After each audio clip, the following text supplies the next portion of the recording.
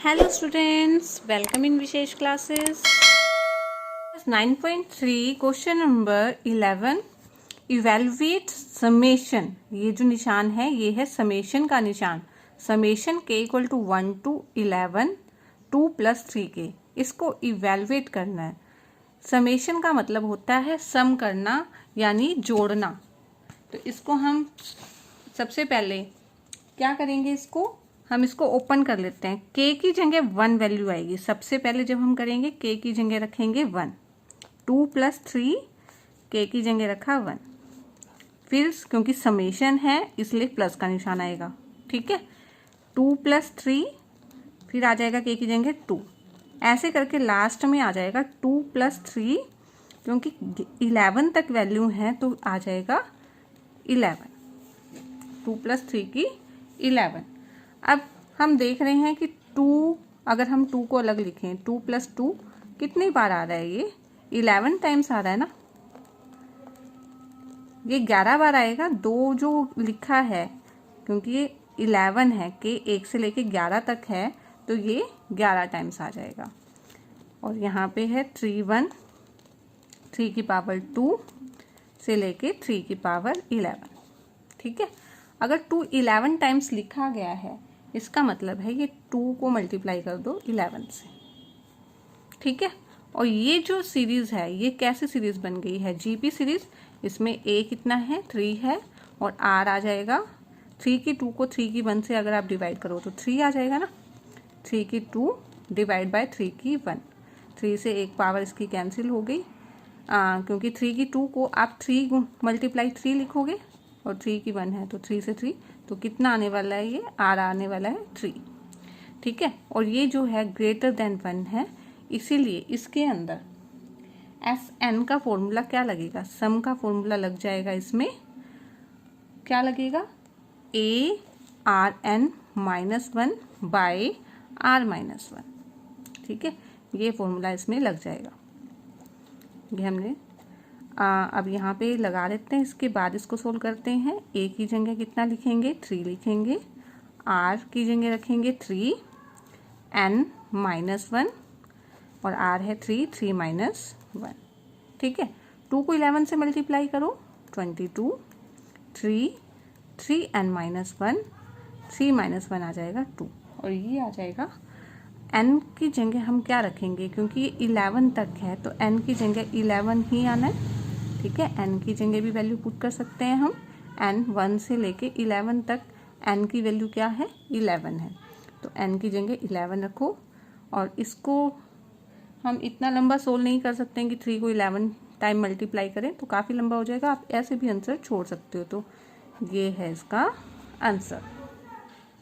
Question number 12 में the sum of first 3 terms, the sum of first 3 terms of a GP is 39/10 and their product is 1। जो 3 term है GP की, जो first 3 terms हैं GP की, उनका जो सम है उनको अगर हम जोड़ते हैं तो 39/10 आएगा, और उन तीनों की प्रोडक्ट करते हैं, मल्टीप्लाई करते हैं तो 1 आता है। हमें find the common ratio and the terms, वो टर्म्स भी निकालनी है, उसका कॉमन रेशो भी निकालना है, ठीक है।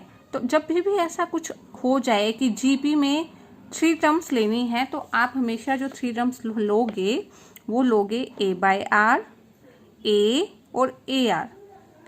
ये हम क्यों लेंगे, क्वेश्चन करते हुए आपको मैं बताती हूँ, ठीक है। ऐसे ही अगर AP में 3 टर्म्स लेनी पड़ जाएं तो हम लेंगे a - d, a + d, क्योंकि देखो कॉमन डिफरेंस सेम आ रहा है तो ऐसे ले सकते हैं। ऐसे ही a को अगर a/r से डिवाइड करेंगे तो r ही कॉमन रेशो आएगा, AR को a से डिवाइड करेंगे r कॉमन रेशो आएगा। देखो a को अगर a/r तो a से a कैंसिल, r सबसे ऊपर चला जाएगा, यानी r आ रहा है कॉमन रेशो, तो हम इसलिए ऐसे ये टर्म्स ले सकते हैं। आपको ये याद रखना है कि जीपी में जब भी 3 टर्म्स लेने की बात हो तो हमने ये टर्म्स को ले लेना है। क्वेश्चन नंबर 12 के अंदर हमने जो बोला गया है तो हम ले लेते हैं, let the first 3 terms of a GP GP की 3 टर्म्स लिए हमने, ए आर, ए और ए आर, और यहाँ पे आर क्या है, कॉमन रेशो है। ठीक है, अब हमें जैसे क्वेश्चन में बोला गया, क्वेश्चन में क्या है कि सम ऑफ द 3 टर्म, इन तीनों टर्म्स का sum a by r plus a r, इन तीनों टर्म्स का सम है 39/10। एक तो ये बोला गया क्वेश्चन के अकॉर्डिंग टू क्वेश्चन सम क्या है 39/10, और उनकी product a r into a into r, ये जो 3 टर्म्स हैं इन तीनों की प्रोडक्ट किसके इक्वल है, इक्वल टू 1। ठीक है, तो आर से आर यहाँ कैंसिल हो रहा है, आर से आर कैंसिल होगा, ए को 3 बार मल्टीप्लाई करेंगे, ए की 3 इक्वल टू 1, ए की 3 अगर 1 है तो हम देखते हैं 1 को 1 की 3 भी लिख सकते हैं, ताकि पावर सेम हो जाएगी तो बेस सेम हो जाएगा, ए कितना आ जाएगा 1। अब मैं आपको बता रही हूँ कि हम क्यों लेते हैं, यही क्यों लेते हैं 3, क्योंकि जब प्रोडक्ट दी जाती है तो इससे कैंसिल हो जाता है, हमारा क्वेश्चन सोल्व हो जाता है।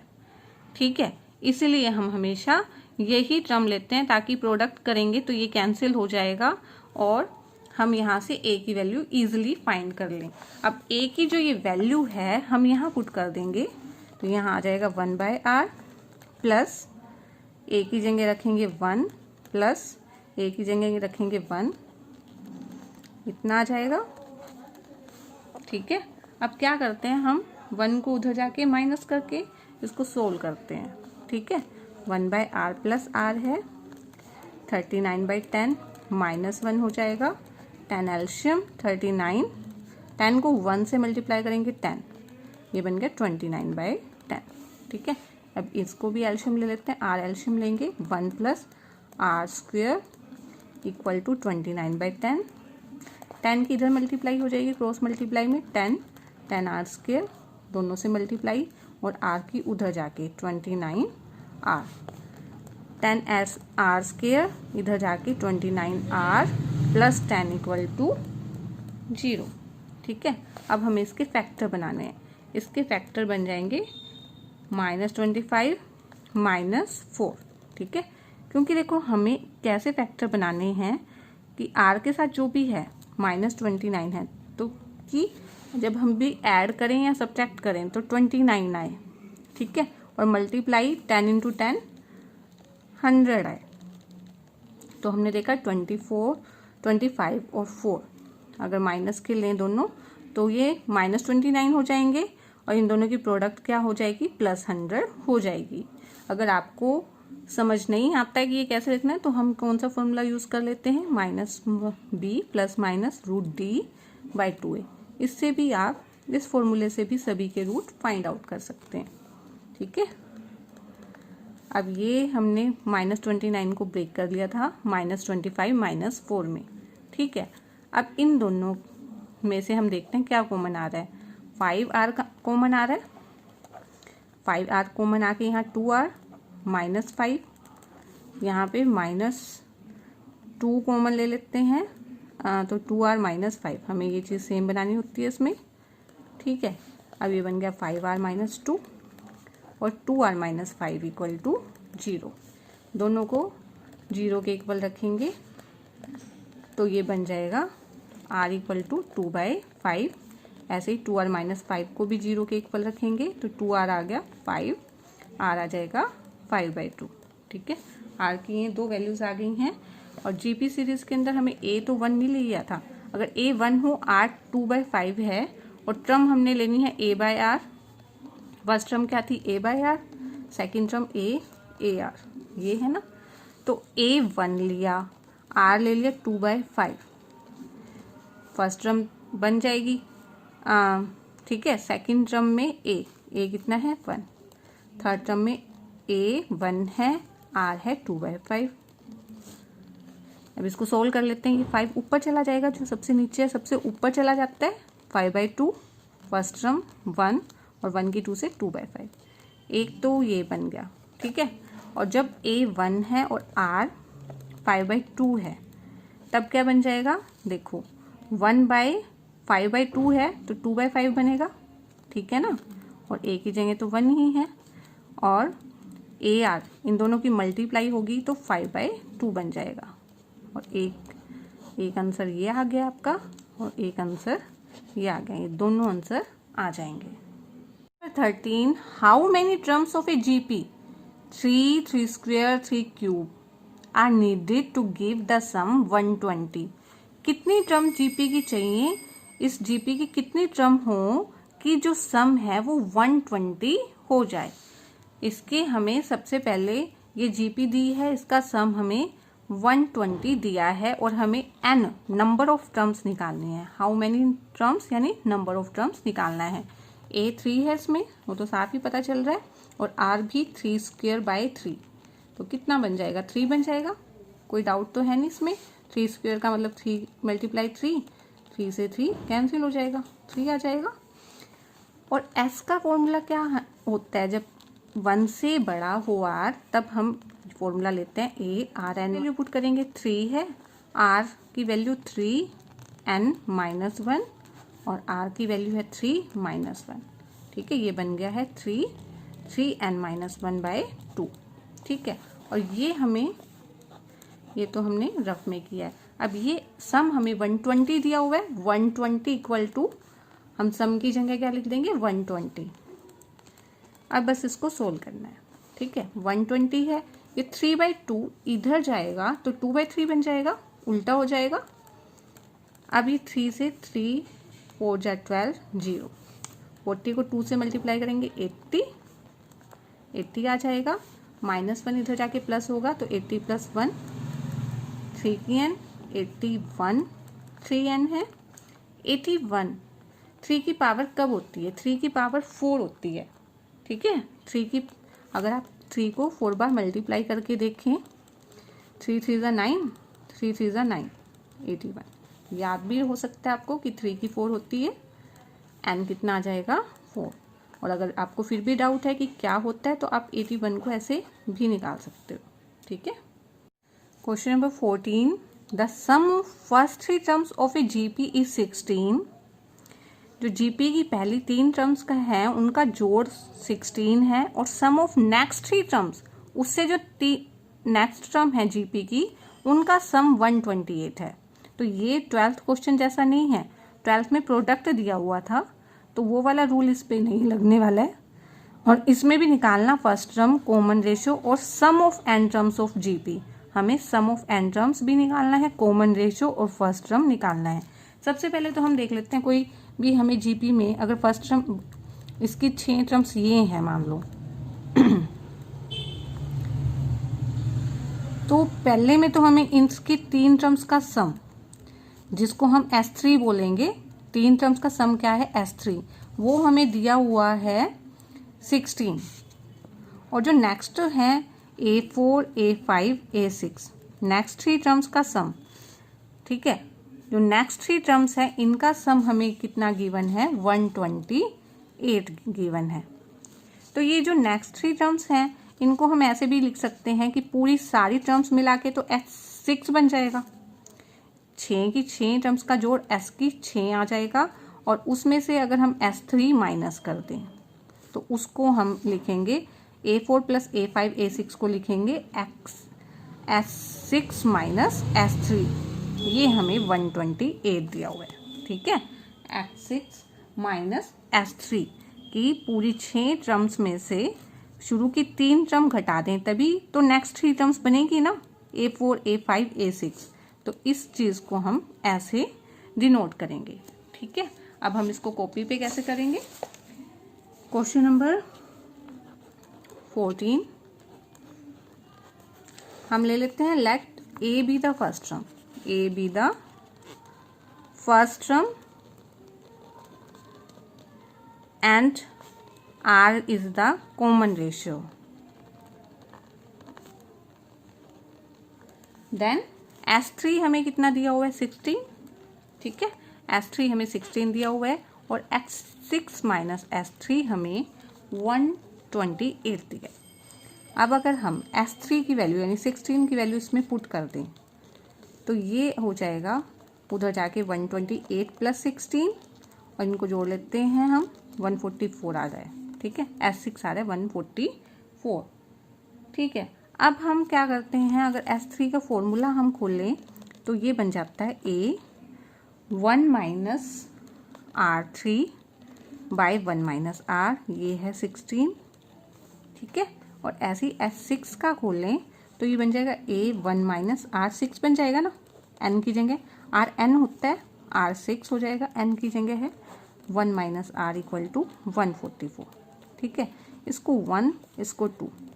अब क्योंकि A1 माइनस R दोनों में है तो हम इनको डिवाइड कर लेते हैं सोल्व करने के लिए। तो divide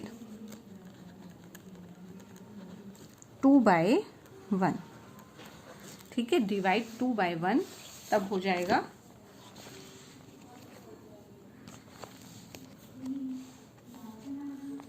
A1 minus R6 by 1 minus R by A1 minus R3 by 1 minus R, ये आ जाएगा 144/16, ठीक है। 16 के 9 के टेबल पे जाता है 144, तो यहाँ 9 आ जाएगा, ये दोनों कैंसिल हो गए। यहाँ पे बन रहा है 1 माइनस R6, क्या बचा है, ये बच गया है इक्वल टू 9, ठीक है।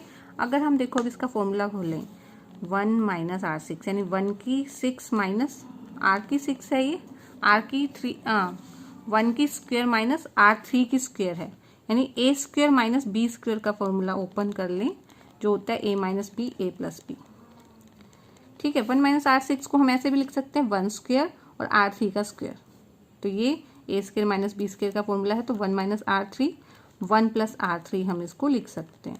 ये आपको यहाँ से भी पता चल रहा है कि इसको हम 1 माइनस R3 1 प्लस R3, ठीक है। इसको हमें पूरा करके दिखाने की जरूरत नहीं है, आपको समझाने के लिए किया है।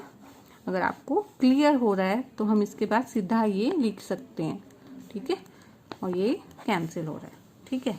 1 प्लस R3 9 के इक्वल है, R3 आ जाएगा 9 माइनस 1 8।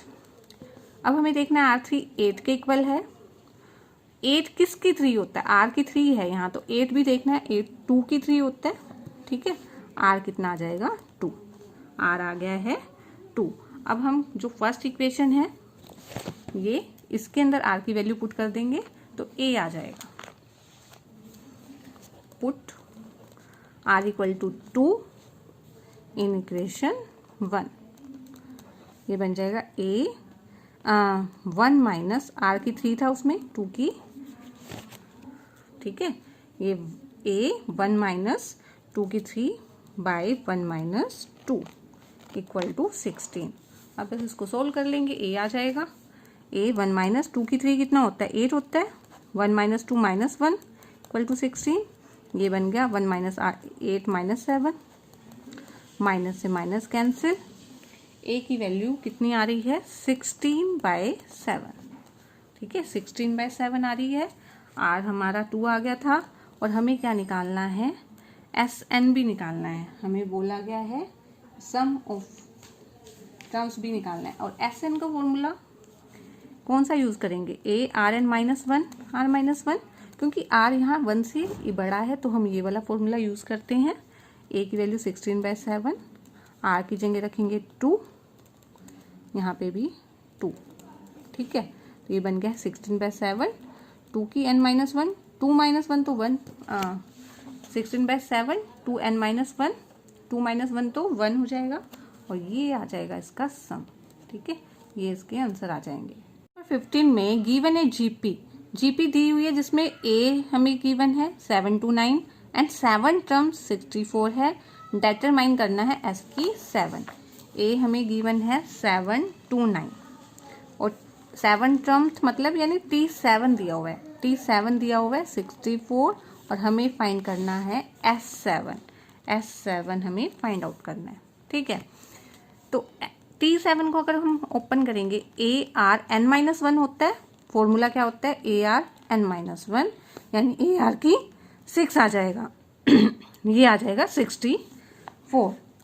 अब A की जगह हम रखेंगे 7 to 9, A की जगह रखा 7 to 9, R की 6 आ जाएगा 64/7 to 9।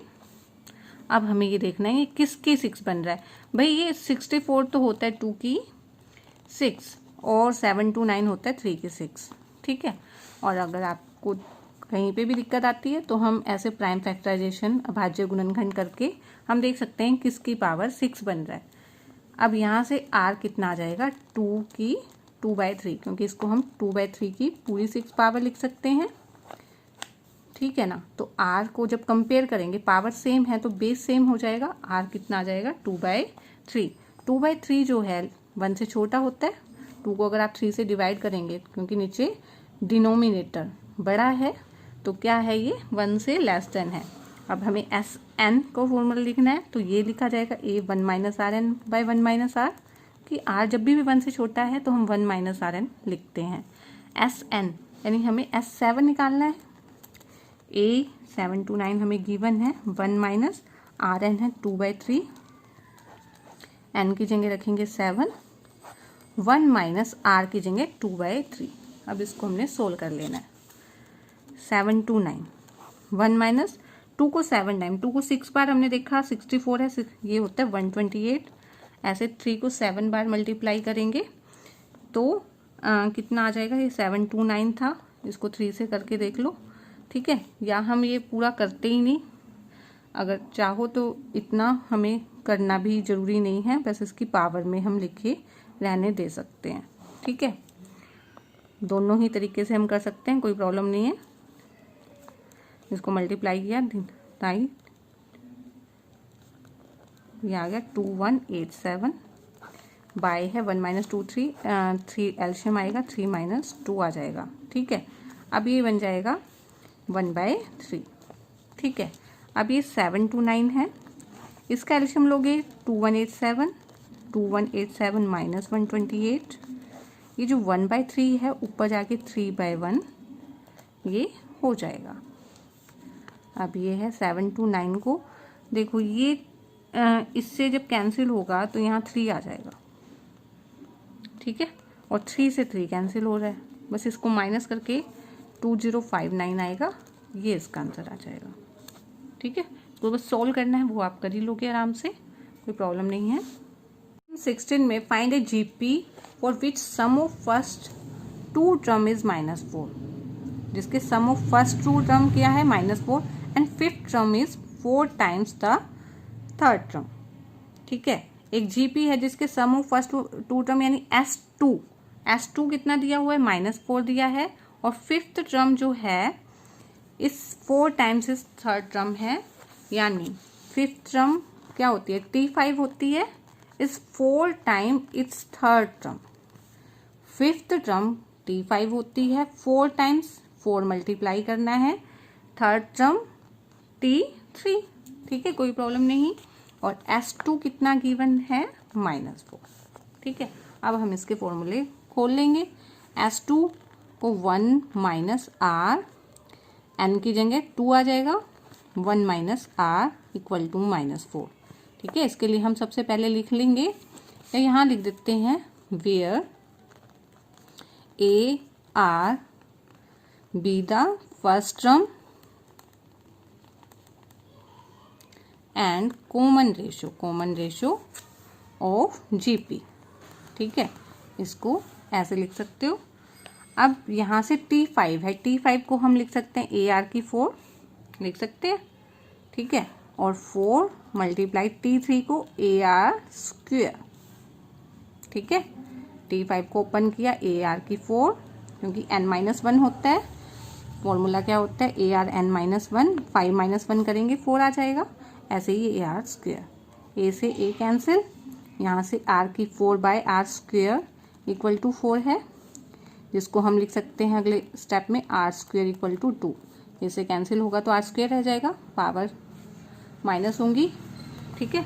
R square equal to 4 है, 4 क्या होता है 2 का स्क्वायर होता है, R की वैल्यू तो आ गई 2, ठीक है। अब R की वैल्यू 2 इस 1 में पुट कर देंगे, फ्रॉम 1 1 माइनस R की जगह क्या रख लेंगे 2 स्क्वायर 1 माइनस 2, ठीक है ना।